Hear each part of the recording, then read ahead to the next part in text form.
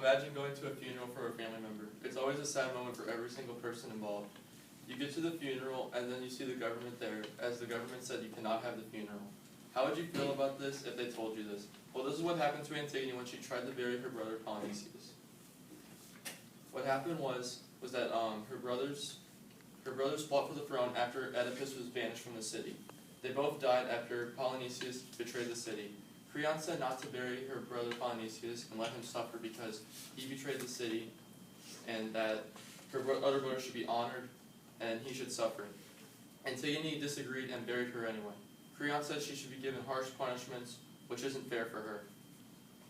Going off what Kevin said, we believe that Antigone's actions were justified. If we were able to judge this case fairly, Antigone would be innocent. Antigone should have been innocent. In Greek times, burials were very important for everyone.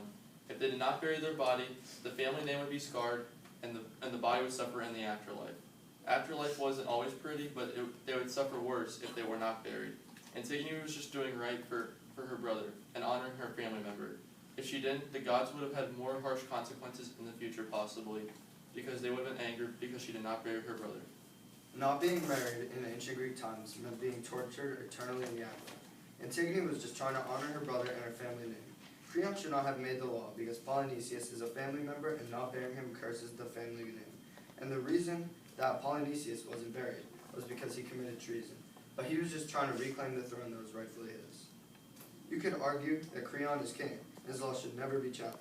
But as Antigone states, nor could I think a decree of yours, a man, could override the laws of heaven. This shows that she clearly values her religious beliefs over the rules Creon set in place, and Creon should respect this, and Antigone should not be punished. If this was given a fair trial, Antigone should have been innocent and should have been justified for her actions. She was just honoring her brother, which was fair for Greek times because burials were important. Creon should have never made the law and was dishonoring her own nephew. And Antigone committed the crime that shouldn't have never been a crime because the law should have never been made. Antigone was justified for her actions because of this.